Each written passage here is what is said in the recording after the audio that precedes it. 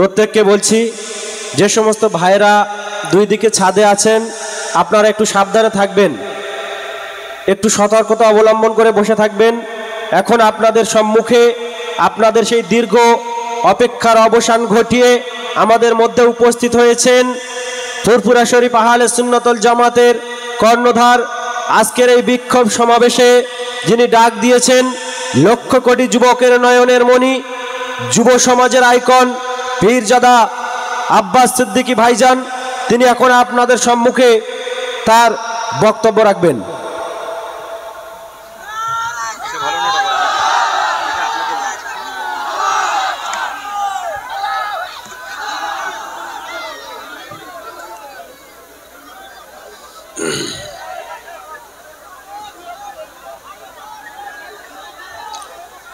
আসসালামু আলাইকুম ওয়া রাহমাতুল্লাহি ওয়া বারাকাতুহু।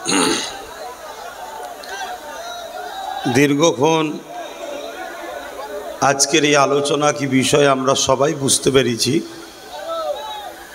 নিশ্চয়ই আপনারা পিছনে লেখা আছে দেখতে পাচ্ছেন,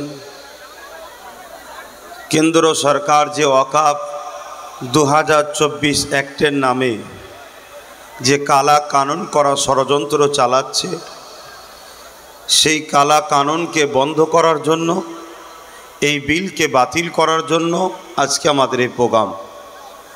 পাশাপাশি আরও লেখা আছে, দেখুন,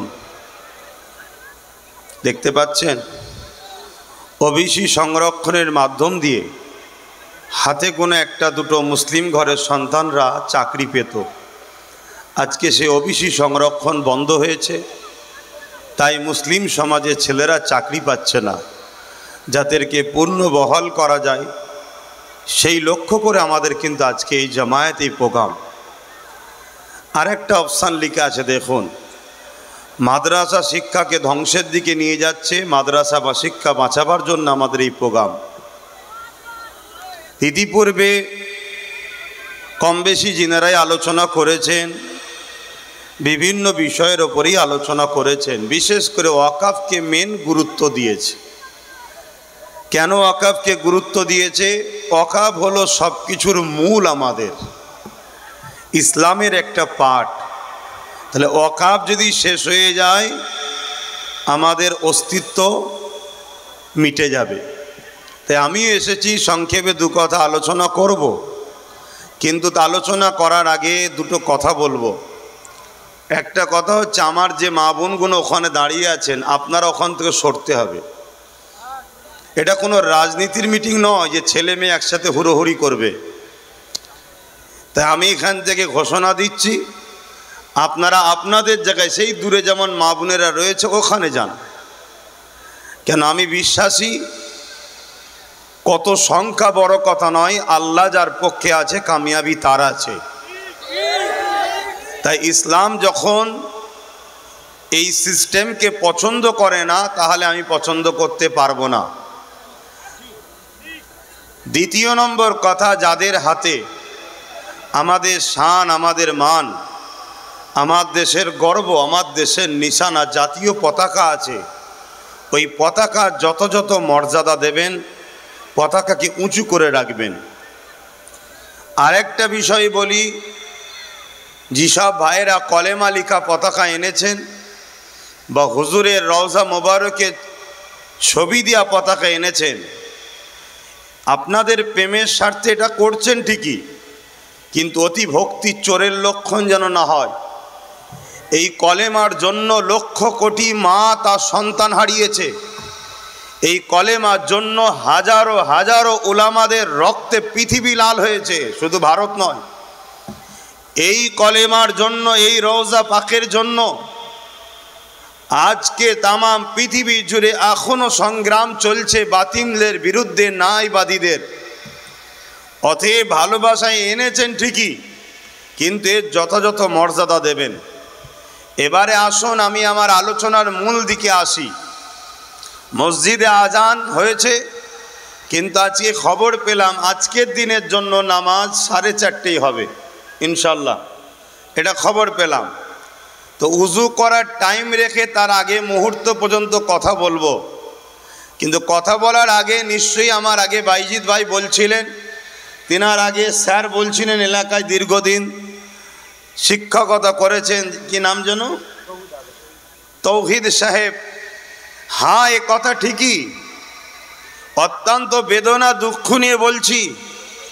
2014-15 থেকে সংগ্রাম করছি, আন্দোলন করছি, এ সমাজকে, জাতিকে, কমকে বুঝিয়েছি যে একটা দিন আসছে যেদিন আপনি আপনার মসজিদে ঢুকতে যাবেন, মসজিদের সামনে K47 দাঁড়িয়ে থাকবে। এ ওয়াজ, এ আলোচনা করেছি না করিনি? এ কমকে আমি বলেছি যে একটা দিন আসবে তোমার ওয়াকফ তোমার থেকে কেড়ে নেওয়া হবে। এ কমকে বিভিন্ন দিক দিয়ে আমি বুঝিয়েছি, কিন্তু দুঃখ বেদনা ভরা ভাষা নিয়ে বলছি, আমাদেরই সমাজের একদল দাড়িওয়ালা, টুপিওয়ালা, ছদ্মবেশী, নামধারী, মুসলিম দরদি, মুনাফেক বক্তাদের জন্য আজকে এখানে দাঁড়িয়ে বিজেপির বিরুদ্ধে লড়াই করতে হচ্ছে। যদি আজকে ওই গাদ্দারগুলো যদি গাদ্দারি না করত, আমাদেরকে এখানে নেবে মূল্যবান সময় দিয়ে লড়াই করতে হতো না। ইনশাআল্লাহ আজকে একটা চেয়ারের পা আমাদের যদি থাকতো, তাহলে যেখানে বিল তৈরি হচ্ছে ওখানে আমাদের লোক থাকতো।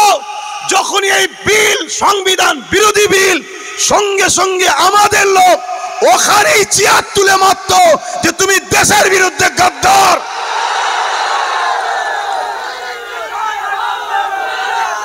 কিন্তু দুঃখের বিষয়, আমার কমের সরল প্রাণ ভাই, ছোট্ট মতো বাচ্চাটাকে, ভাইটাকে বিশ্বাস হলো না। নানা রকম ঘুমটা দেখে, নানা রকম নাচ দেখে, নানা রকম মিথ্যা ষড়যন্ত্র দেখে, আর তথাকথিত মুসলিম সুরাতে মুনাফেক দালালগুলোকে দেখে আপনারা সব হাতছাড়া করে ফেলেছেন। কথা কি খারাপ লাগছে? বিবেককে বলুন, সেই দিনের কথা আজ মনে হচ্ছে না হয়নি? আজকে বলুন, টোটাল ভারত থেকে যদি বীর মুজাহিদ যদি গোটা কুড়ি থাকতো, তাহলে আজকে এই আইনের জন্য আমাদেরকে রাস্তায় নামতে হতো না। ওই আইন সবার ভেতরেই ফাটাফাটি একদিন হয়ে যেত। কেন? এটা একদিকে যেমন ইসলামের বিরুদ্ধে, আর একদিকে তেমন এ আইন দেশের সংবিধানের বিরুদ্ধে। তাহলে বলুন, আমি কি কিছু ভুল করেছিলাম সেদিন? একটু আওয়াজ দেন। আমি কিন্তু চুপ করে গিয়েছিলাম, দুঃখে বলা বন্ধ করে দিয়েছিলাম। আমাকে বাইজিৎ ভাই প্রায় বলতো, আপনি না কথা বললে হয়, আপনি কথা বলেন। আমি কি বলবো, সব তো বলে দিয়েছি। আমি তো এমনও বলেছি যে 3 বছর সময় দিচ্ছি। 2023-এ বলেছিলাম 3 বছর, 23-এ শেষের দিকে বলেছিলাম 3 বছর সময় দিচ্ছি। চোখ দিয়ে পানি নয়, রক্ত বেরোবে। তার মধ্যে এই ডিসেম্বর চলে গেলে 1 বছর হবে, আর 2 বছর হাতে আছে। এখানে অনেকে ওয়াকফ নিয়ে বলেছে, কিন্তু আপনারা কখনো ভেবেছেন যে ওয়াকফ তো স্বাধীনতার পর থেকে, তার আগের খবর আমি জানি না, স্বাধীনতার পর থেকে 77 বছর ধরে ওয়াকফকে তো কম বেশি সবাই চুরি করে খাচ্ছে। তা কেন্দ্র সরকার হঠাৎ করে আবার বিল করতে চাইলো কেন? এটা কখনো ভেবেছেন? এটা নিয়ে কখনো আলোচনা করেছেন? তো ভাই আমার, তারপরেও বাইজিৎ ভাই বলার পরে আমিও ভাবলাম 2-4 জন ভুল করার জন্য, একটা মানুষের ভুলের জন্য, আমাদের নিউ জেনারেশনের জন্য কমসে কম আমাকে কথা বলা দরকার। তাই নতুন করে আমি নেমেছি কথা বলতে। আমি বলবো না বন্ধ করে দেবো, এটা আগে জানতে চাই। হাত তুলে সাক্ষী দিয়ে বলুন, বলবো না বন্ধ করে দেবো। ওপর নিচে ছাতে যে যেখানে আছেন হাত তুলুন, যারা বলতে বলছেন হাত তুলুন। এ কথা বলবো তো নাকি? কথা বলবো তো, কিন্তু কথা বললে শুধু শুনবেন না বিশ্বাসের সাথে সাথ দেবেন? আমার দেশের একজন মহানায়ক ছিলেন নেতাজি সুভাষচন্দ্র বসু। তিনি বলেছিলেন, তোমরা আমাকে রক্ত দাও, আমি তোমাদের স্বাধীনতা দেব। বলেছিলেন না? এই দেশের অনেকেই রক্ত দিয়েছে, তবে গর্বের সাথে বলছি, ইসলামের অনুসারীরা 93,000 কম বেশির মধ্যে 63,000 প্লাস ইসলামের অনুসারীরা নিজের দেশ মাতৃভূমির জন্য রক্ত দিয়েছে। তো সেই জায়গাতে নেতাজির কথাকে সামনে রেখে আমিও আজকে সেই ভারতের নাগরিক হিসাবে যদি বিশ্বাস রাখতে পারেন, আমি আপনাদের কাছে কথা দিয়ে যাচ্ছি, আমার মুজাদ্দেদ জামানের রুহানি বাচ্চা ফকির সাহেব হুজুর নামে যিনি খ্যাত, সেই দরবার থেকে বলে যাচ্ছি, আপনারা যদি বিশ্বাসের সাথে লোভ না করে, গাদ্দারি না করে যদি আমার সাথ দেন, আগামী দিন ওয়াকফ কেন আপনাদের দিকে কেউ চোখ তুলে তাকাবার আগে সে নিজেকে অন্ধ ভালো মনে করবে।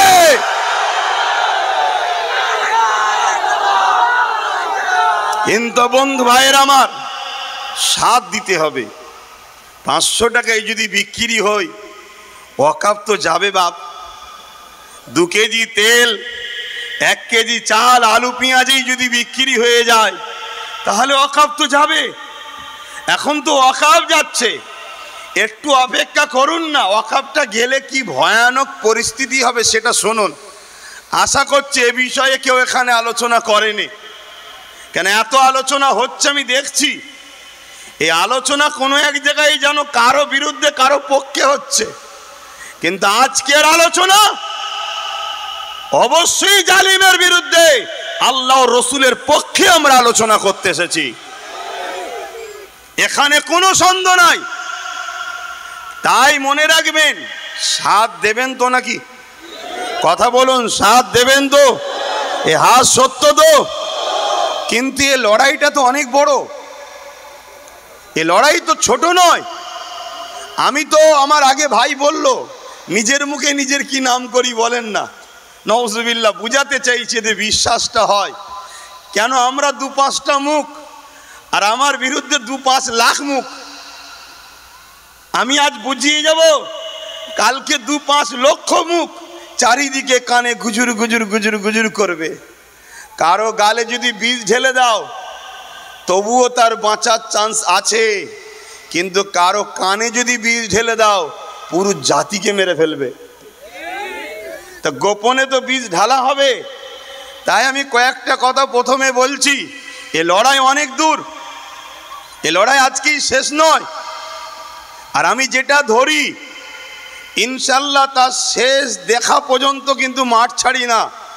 আপনারা বলুন, শেষ পর্যন্ত যতক্ষণ না কেন্দ্র সরকার তার অন্যায়কে বুঝে এই বিলকে প্রত্যাখ্যান না করবে, এ লড়াই আমাদের জারি থাকবে না থাকবে না?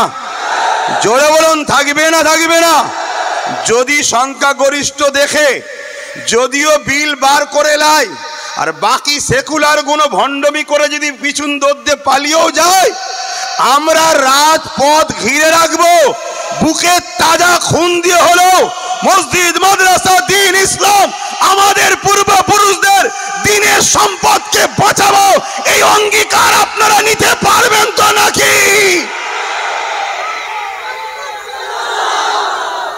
এই লড়াই আজকে শেষ নয়। আপনাকে প্রয়োজন হলে সব ত্যাগ করতে হবে। 1 মাস হোক, 2 মাস হোক, 4 মাস হোক, 5 মাস হোক, 1 বছর হোক, পশ্চিম বাংলার নাগরিক আমরা। পশ্চিম বাংলার রাজধানী কলিকাতার বুকে প্রয়োজন হলে 50 লক্ষ যুবক ছেলে, স্ত্রী, পরিবার, সন্তান, গ্রামবাসী ছেড়ে দিয়ে কলিকাতাকে 1-2-3 মাস, 1 বছরের জন্য প্রয়োজন হলেও দখল করে রাখবো, রাজি আছে? আন্দোলনে কে বলে? আন্দোলনে কে বলে? লোক জড়ো করে ফটো তুলিয়ে নেতাকে বলবো না, এত আমার দিকে আছে, 2-10 কোটি দাও, তোমার গুণটা গেয়ে দেবো। ও ছেলে আব্বাস সিদ্দিকী নয়। আমি পরের গুণ গাইতে যাব, কারণ আমার ঘরেই তো আল্লাহ করে নেতা পাঠিয়েছে। এই জানেন না নওশাদ সিদ্দিকীকে? ও তো আমার ঘরের কথা, বুঝছেন না, বোঝেন না? তো এই জন্যে বলি এটা আমার ধর্মীয় পাঠ। রাজনীতি যারা করছে করেন, রাষ্ট্র সেবা, রাষ্ট্রবাসীর সেবা করতে নেমেছেন করুন, কিন্তু পাওয়ারের জোরে যদি আপনি আমার ধর্মের উপরে আঘাত দিতে চান, কেন্দ্র সরকারের জন্য কয়েকটা ঘটনা সোশ্যাল মিডিয়ার মাধ্যমে বলি। মনে রাখবেন মসজিদে আকসা, এই মসজিদে আকসাকে বারবার জালিমরা দখল করেছিল। মসজিদে আকসাকে একটা সময় সেলিবিয়া সম্প্রদায়রাও দখল করেছিল।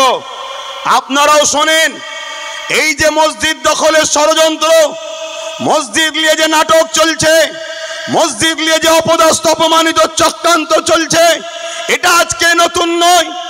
এর আগে ফারুকে আজমের সময় তো হয়েছিল, কিন্তু আমি একজন ঐতিহাসিক মহানায়কের ইতিহাস আপনাদের শোনাই এবং সোশ্যাল মিডিয়ার মাধ্যমে আমার দেশের কেন্দ্র হুকুমত মোদী সরকারকে সজাগ করে দিই, আগুন নিয়ে খেলা করবেন না।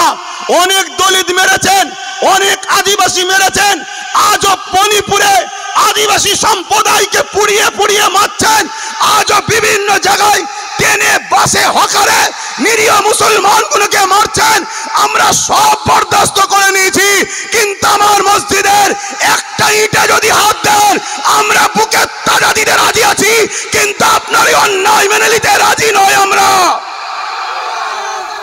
মনে রাখবেন, বাবরি মসজিদ আমাদের চলে গেছে, তখন আমরা ছোট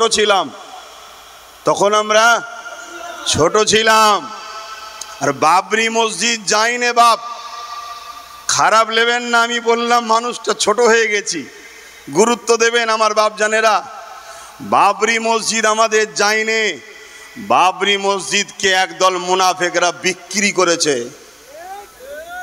আমারই সমাজের একদল মুনাফেক। আল্লাহর নবী ভবিষ্যৎবাণী করে গেছিলেন কি, আখরি জামানায় আসমানের নিচে জমিনের ওপরে সব থেকে নিকৃষ্ট হবে একদল উলামারা। আমি সমস্ত উলামা বলবো না, কেন আজকে উলামাদের জন্যই তো এই জনসভা। আমার আগে মাস্টার সাহেব বলছিলেন না, উলামারাই আন্দোলন শিখায়, তারপরে 10 বছর পর বুদ্ধিজীবীদের ঘুম ভাঙে। উলামারা আল্লাহর আরশের পর্যন্ত খবর রাখে, উলামাদের সঙ্গে কেউ কখনো পাল্লা দিয়ে পারবে না। এবং দেশ স্বাধীনতার অবদানে সব থেকে বেশি উলামাদের হাত আছে। কিন্তু রাসূলুল্লাহর এই হাদিসকে আমাদের মাথায় রাখতে হবে, একদল উলামা আখিরি জামানায় জমিনের ওপরে আসমানের নিচে সব থেকে নিকৃষ্ট হবে।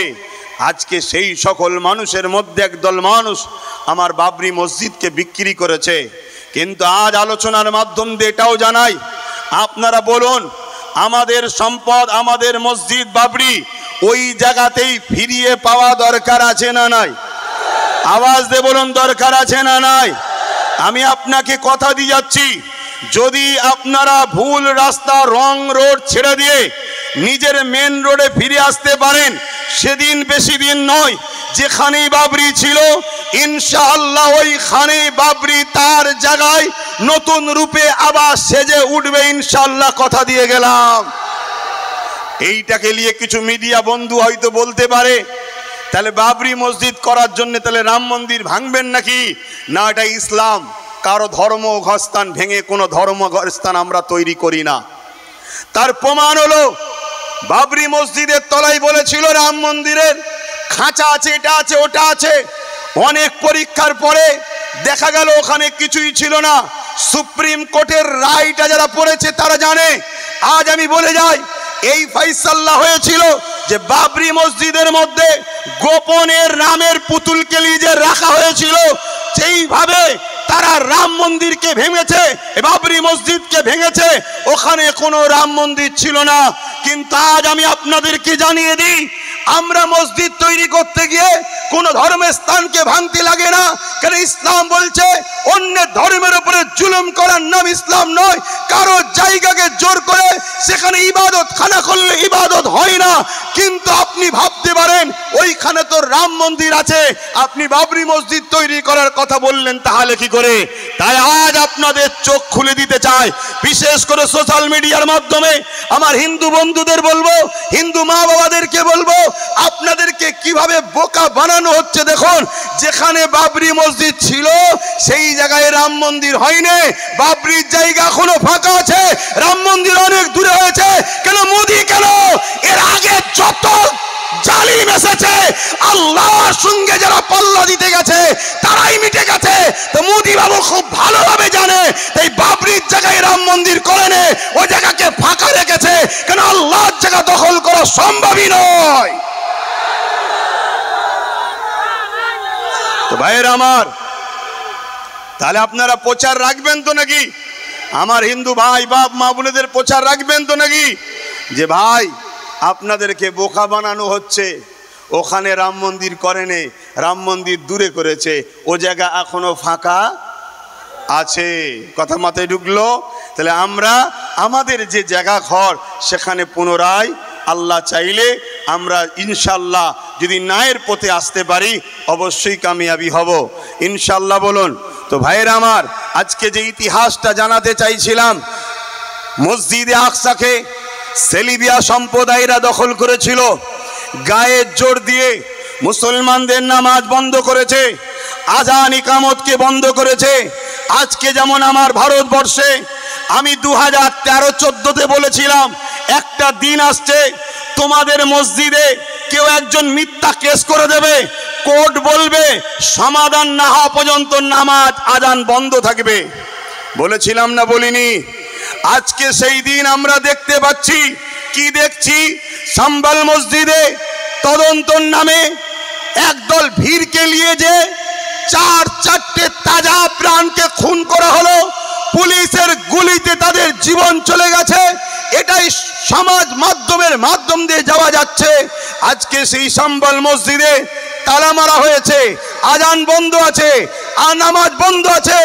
আজকে বলুন, ঠিক সেম ভাবে মসজিদে আকসাকে সেলিবিয়ারাও কিন্তু আজান নামাজ একামত বন্ধ করে দিয়েছিল। কিন্তু একটা 9 বছরের বাচ্চা, নাম তার সালাউদ্দিন আইবি, 9 বছর বয়সে বাজারে যখন গেল মসজিদের মেহরাব কিনতে, আমি আজ মোদি বাবুকে জানাচ্ছি সোশ্যাল মিডিয়ার মাধ্যমে, আপনি এ খেলা বন্ধ করুন, না হয় কিন্তু ভয়ানক পরিস্থিতি হবে, ভয়ানক পরিস্থিতি হবে। এই ইতিহাস শুনে রাখেন। আমার ঘরের 9 বছরের বাচ্চার ইমানের কথা শোনেন।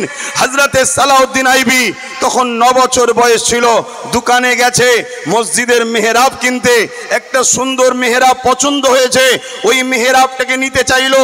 দোকানদার বলল, বাবু এটা বিক্রি নাই, এটা গিফটের জন্য।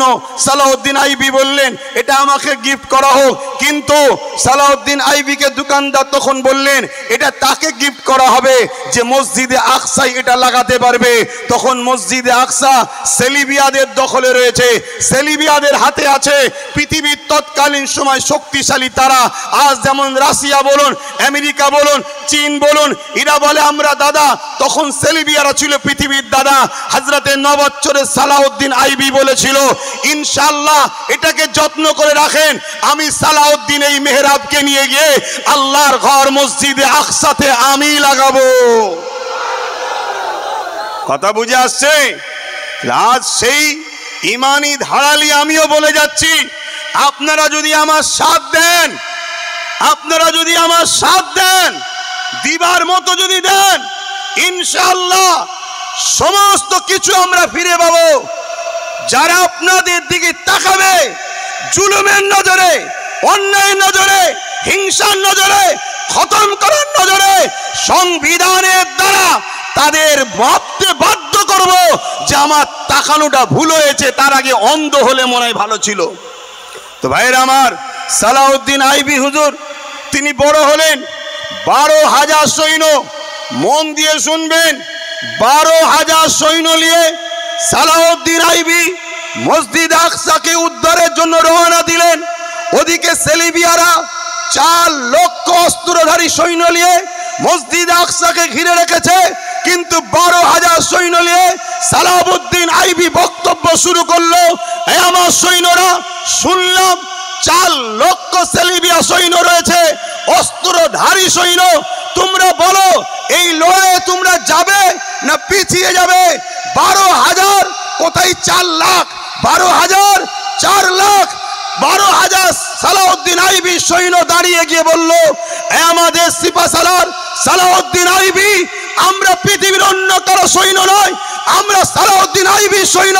যে সালাউদ্দিন তাহাজ্জুদ ছাড়া ঘুমাই না, যে সালাউদ্দিন দরুদ ছাড়া মুখের সব সময় দরুদের মুখে চলতে থাকে, আমরা সেই আলা সালাউদ্দিনের সইব। 4 লাখ কেন 40 লক্ষ যদি থাকে, আমরা পিছিয়ে যাব না। এ সংগ্রাম আমাদের হবে, এ লড়াই আমাদের হবে। বন্ধু আমার শুনে রেখে দেন, ওই 12,000-এর মোকাবেলায় 4 লক্ষ শুধু হারেনে, জবানা জব্দ হয়ে গেছে।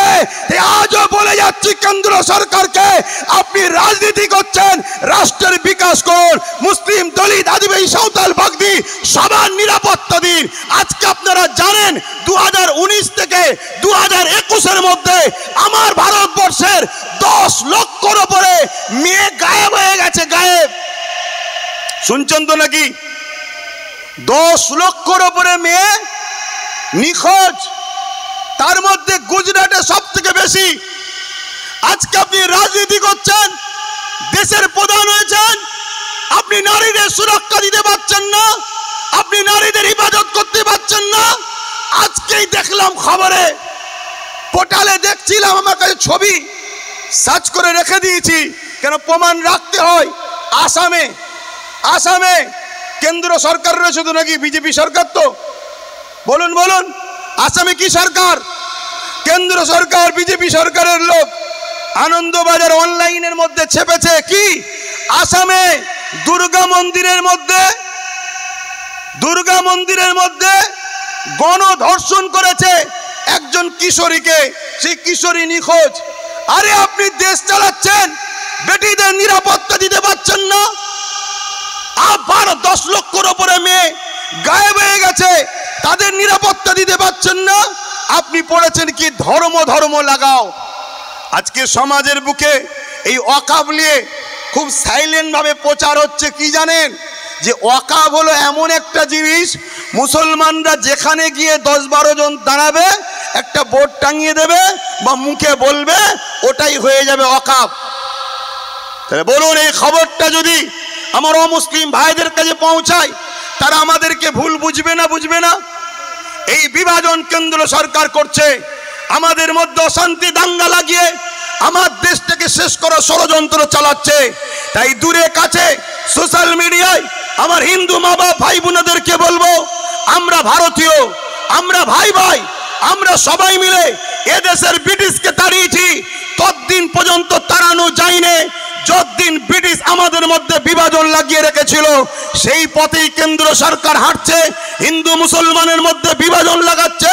কিন্তু আমি আমার হিন্দু মা বাপ ভাই বোনেদেরকে বলবো, আপনারা খেয়াল করে দেখুন, সমাজে প্রচার করছে হিন্দু খাতরে মে হ্যায়, হিন্দু বিপদে আছে, হিন্দুদের নিরাপত্তাই নয়। কিন্তু আপনি খেয়াল করে দেখুন, এদেশে স্বাধীনতার পর থেকে এত সরকার এসেছে, হিন্দু কখনো খাতরাই পড়েনি। 2014 থেকে বিজেপি আসার পরেই হিন্দু খাতরাই পড়েছে, খাতরাই পড়েছে। রেলকে বিক্রি করে দিল। হকার কারা করে? যারা অমুসলিম ভাইরা, 100-র মধ্যে 95 তারা হকারের কাজ করে। LIC-তে কাজ করে কারা? 100-র মধ্যে 100% অমুসলিম ভাইরা। এমন করে LIC-কে বিক্রি করে দিয়েছে, এয়ারপোর্টকে বিক্রি করে দিচ্ছে, কারেন্টকে বিক্রি করে দিয়েছে। আমার হিন্দু মা বাপ ভাই বোনেদের বলবো, আসামে ডিটেনশন ক্যাম্পে বিজেপি সরকারের নেতৃত্বে 1 লক্ষর উপরে হিন্দু মা বোন বন্দী হয়ে আছে। মনে রাখবেন আমার মা বোনেরা, হিন্দু মা বোন বাপ ভাইরা, আজকে বিজেপি সরকার আমার আপনার মধ্যে বিভাজন লাগাতে চাইছে। এই বিভাজন লাগিয়ে রুজি রুটি, চাকরি বাকরি, জিনিসপত্রের দাম যে হাই হয়ে গেছে, এটাকে ভুলিয়ে রাখার একটা নান ষড়যন্ত্র তারা চালাতে লেগেছে। এছাড়া দ্বিতীয় কিছু নয়। খুব ভালো করে বুঝবেন, আপনারাও বুঝুন, আমার হিন্দু মা বাপ ভাই বোনেরাও বুঝুন। আসুন আমরা ঐক্যবদ্ধ হই। যেভাবে সাদা চামড়ার ব্রিটিশকে তাড়িয়েছি, আজকের এই কালো চামড়ার দেশের দুশ্মন এই ব্রিটিশগুলোকেও আমাদের ঘরে সংগঠিত হয়ে ঐক্যবদ্ধ হয়ে সংবিধানকে নিয়ে এদের বিরুদ্ধে লড়াই করে এদেরকে তাড়াতে হবে। আপনারা রাজি আছেন না নয়? হাত তুলে বলুন রাজি আছেন না নয়? তাই আমার মা বোন বাপ ভাই, হিন্দু সমাজের মানুষ, আদিবাসী দলিত সমাজের মানুষ, তারা সব আমাদের আপন। তাদের সঙ্গে বন্ধুত্ব করুন, তাদেরকে বুঝান, তাদেরকে ভাবান, তাদেরকে জাগান। খুব ভালো করে বুঝবেন, আজকে কেন্দ্রে বিজেপি সরকারের এই যে বাবরি মসজিদ শহীদ হয়েছিল কত তারিখে জানো? একটু সবাই বলুন, সবাই বলুন। 6 ডিসেম্বর। আপনারা জানেন ওই দিনটাই কেন শহীদ হয়েছিল? একটু মন দিয়ে শোনেন, বুঝতে পারবে কেন এই মসজিদের পিছনে লেগেছে। 6 ডিসেম্বর বাবরি মসজিদ কেন শহীদ হয়েছিল জানেন? 6 ডিসেম্বরটা হচ্ছে ডক্টর বাবা সাহেব আম্বেদকরের মৃত্যু দিন ছিল। শুনছেন? ভারতবর্ষের প্রত্যেকটা ধর্মের মানুষ, প্রত্যেকটা সম্প্রদায়ের মানুষ বাবা সাহেব আম্বেদকরকে আমরা রিয়েল হিরো বলে মানি, আমরা সম্মান দিই, তিনাকে পেয়ার করি, কেন তিনি আমাদেরকে কথা বলার জন্য একটা সংবিধান দিয়ে গেছে। ডক্টর বাবা সাহেব আম্বেদকর এই 6 ডিসেম্বরে তিনি মৃত্যুবরণ করেছিলেন। ডক্টর বাবা সাহেব আম্বেদকরের এই দিনটাকে পুরো দেশ জুড়ে সর্বধর্মের মানুষেরা এই দিনটাকে তারা পালন করত। এই দিনটাকে দাগ ও কালিমা লাগাবার জন্যে বড় প্ল্যান করে 6 ডিসেম্বর বাবরি মসজিদ, ঐতিহাসিক মসজিদকে শহীদ করে দেওয়া হলো। নিশ্চয়ই আপনারা জানেন 1992 সালে এই শহীদ হয়েছিল। 1992 কেন শহীদ হয়েছিল জানেন? কি গো জানেন? এগুলো খোঁজ রাখুন। 1979-তে মন্ডল কমিটি বলে, যেমন সাচার কমিটি 2006 হয়েছিল, মন্ডল কমিটি তৈরি হয়েছিল। সেই মন্ডল কমিটি সার্ভে বলছে হিন্দু সমাজের পিছিয়ে পড়া একটা বড় জাতি, তারা বড় গরিবের দিকে আছে।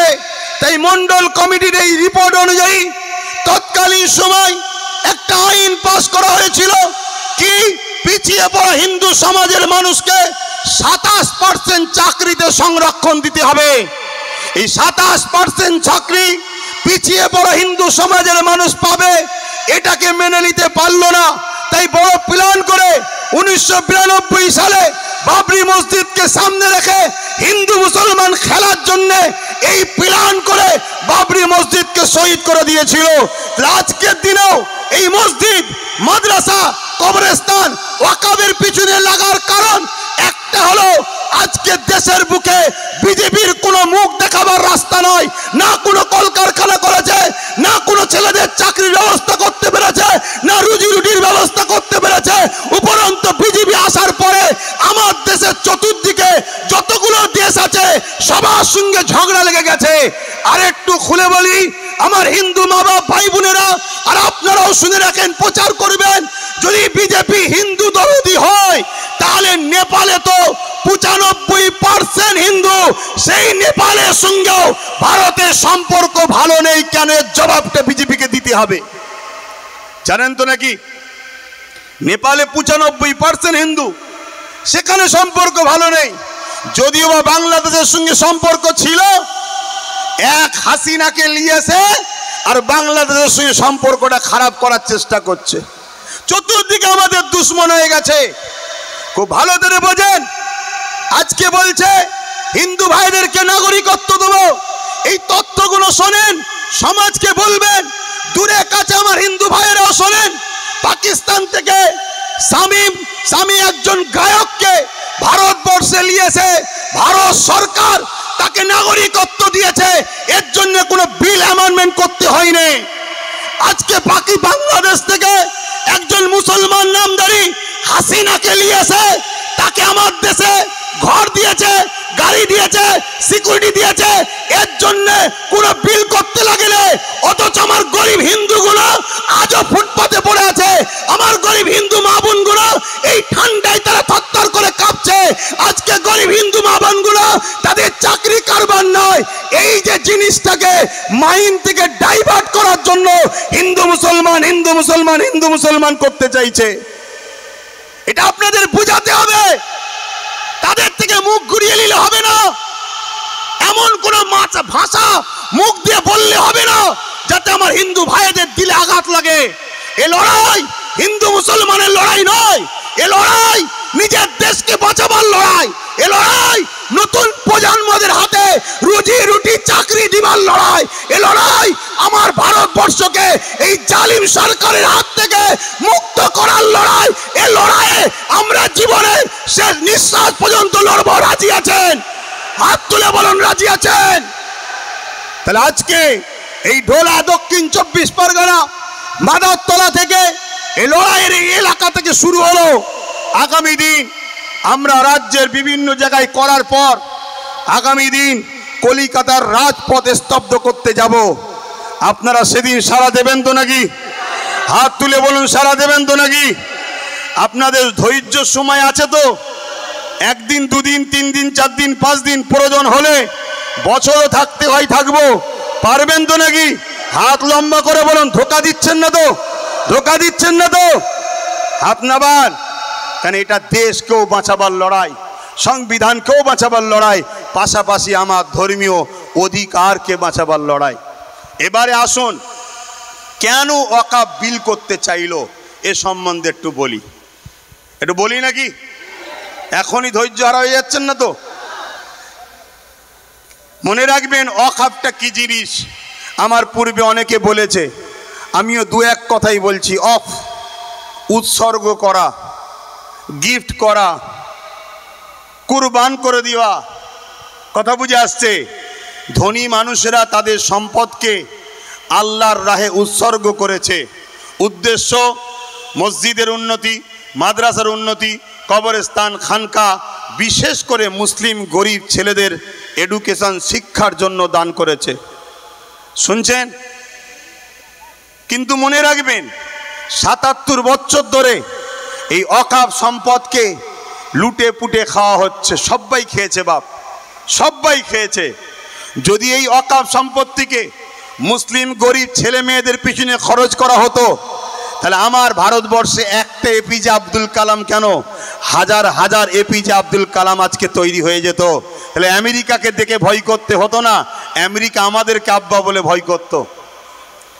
আর আমার সমাজের হাজার হাজার যুব সমাজ, তারা পড়াশোনা করে চাকরি, বিভিন্ন জায়গায় দেশের গর্ব তৈরি হতো। কিন্তু দুঃখের বিষয়, আজকে 2024-এ কেন্দ্র সরকার বলছে ওয়াকফ সম্পত্তি নাকি নষ্ট হয়ে যাচ্ছে। তাই আমি একটা নতুন অ্যামেন্ডমেন্ট বিল তৈরি করব। ওই বিলের মধ্যে কি আছে আমার পূর্বে নিশ্চয়ই আলোচনা করেছে। আমি সংক্ষেপে একটা কথা বলবো। ওই বিলের মধ্যে একটা অপশান আছে, ওই কমিটির মধ্যে অমুসলিম ভাইদেরকে ঢুকানো হবে। আমি কারো বিদ্বেষ চাইছি না, কিন্তু আমি বলতে চাই, মুসলমানদের যেমন ওয়াকফ সম্পদ আছে, হিন্দু ভাইদের দেওবত্ত সম্পদ আছে, খ্রিস্টান ভাইদের আছে, দলিত ভাইদের আছে, আদিবাসীদের জল জঙ্গলের সম্পদ আছে। যদি বলুন অন্য সম্প্রদায়ের মন্দির কমিটিতে যদি মুসলমানকে ঢুকানো হয়, এটা হিন্দু ভাইয়েরা কি সুস্থভাবে নেবে, না আমাদের ঢুকার প্রয়োজনও আছে? কেন সে সম্বন্ধে আমরা বুঝি না, এটা আস্থা বিশ্বাসের ব্যাপার। কিন্তু আজকে কেন্দ্র সরকার এই অন্যায়, এই ওয়াকফ বিল, ওয়াকফ নষ্ট হচ্ছে এই নামে অমুসলিম ভাইদেরকে ঢুকিয়ে সংখ্যাগরিষ্ঠ মুসলিমদেরকে করে আস্তে আস্তে পুরো ওয়াকফকে হরণ করার ষড়যন্ত্র করছে। আচ্ছা, কেন হরণ করতে চাইছে? এটা তো একটা প্রশ্ন। কেন 2014 থেকে আসার পর কেন্দ্র সরকারও তো ওয়াকফ সম্পত্তিকে অনেক নষ্ট করেছে, রাজ্যও যেমন নষ্ট হচ্ছে, কেন্দ্র সরকারও করেছে। তাহলে বিল করার কি দরকার ছিল? বিল করার কারণটা কি মন দিয়ে শোনেন। বিল যদি না করতে পারে, বাবরি মসজিদকে যেমন গিরাতে গিয়ে শহীদ করতে গিয়ে হাজারো সমস্যার সম্মুখীন হতে হয়েছে, ঠিক তেমনই কেরলের 1400 বছরের মসজিদ চিরামান মসজিদকে শহীদ করতে গেলে বাধা হবে। আপনারা জানেন আমার ভারতবর্ষের গুজরাটে একটা মসজিদ আছে 1300 বছর বয়স। ওই মসজিদ প্রমাণ দিচ্ছে ভারতবর্ষে 1300 বছর ধরে মুসলমান আছে। আপনারা যদি জানেন হাজার হাজার বছরের মসজিদ, হাজার হাজার বছরের মাদ্রাসা, হাজার হাজার বছরের কবরস্থান, হাজার হাজার বছরের ঈদগাহ, এটাই পরিচয় দিচ্ছে ভারতবর্ষে হাজার হাজার বছর ধরে মুসলমান আছে। তাহলে মুসলমানদের ঘরে এনআরসি করে যে তাড়াতে গেলে ওদেরকে বিদেশে বেশি প্রমাণ করানো যাবে না। কেন যাবে না? হাজার হাজার বছর ধরে এদেশের মসজিদ গাওয়া দেবে, এদেশের কবরস্থান গাওয়া দেবে, এদেশের খানকা কথা বলবে, এদেশের মাদ্রাসা সাক্ষী দেবে যে ভারতবর্ষে হাজার হাজার বছর ধরে মুসলমান রয়েছে, স্বাধীনতার পরে আসেনি, আগে থেকেই আছে। কথা বুঝে আসছে? তাই এইগুলোকে কবজা করে, এগুলোকে প্রমোটিং করে, এগুলোকে শেষ করে দিবার চেষ্টা করছে। এগুলোকে যখন শেষ করে দিতে পারবে তখন বলবে তোমরা স্বাধীনতার পরে বাংলাদেশ থেকে, পাকিস্তান থেকে, আফগানিস্তান থেকে এসেছো, তোমাদের নাগরিকত্ব দেওয়া যাবে না, তোমরা থাকো ডি ভোটার হয়ে থাকো, তোমরা নাগরিক হতে পারবে না। যেমন সৌদি আরবে থাকতে গেলে নাগরিকত্ব পাওয়া যায় না, একটা আকামার মাধ্যমে থাকতে হয়। তুমি কারবার করবে, সৌদির নাগরিক নামে জমি কিনতে হবে, তার নামে কারবার হবে, তুমি একটা পার্সেন্ট তাকে দেবে, যে কোনো দিন তোমাকে সেখান থেকে সরিয়ে দেওয়া হবে। ঠিক তেমনি আমার দেশে তোমাকে আমাকে এই নাগরিকত্ব থেকে হরণ করার জন্য আমাদের ঐতিহ্যের মসজিদ, হাজার বছরের মাদ্রাসা, হাজার বছরের মসজিদ, হাজার বছরের কবরস্থান, হাজার বছরের ঈদগাহকে লুটার একটা ষড়যন্ত্র করছে।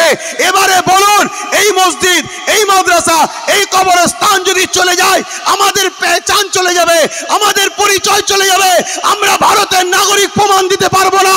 তাই লড়াই যখন সেদিনই করতে হবে, মরতে যখন সেদিনও হবে। আজকে শপথ নিন, আমরা আজকে শপথ নিন, আজকে আমরা এই ঢোলার বুকে দাঁড়িয়ে আবু সিদ্দিকের মতো হকের পক্ষে দাঁড়িয়ে আমরা জীবন কারা দিতে রাজি আছি, দাঁড়িয়ে যাও। কারা জীবন দিতে পারবে দাঁড়িয়ে যাও, কারা জীবন দিতে পারবে দাঁড়িয়ে যাও।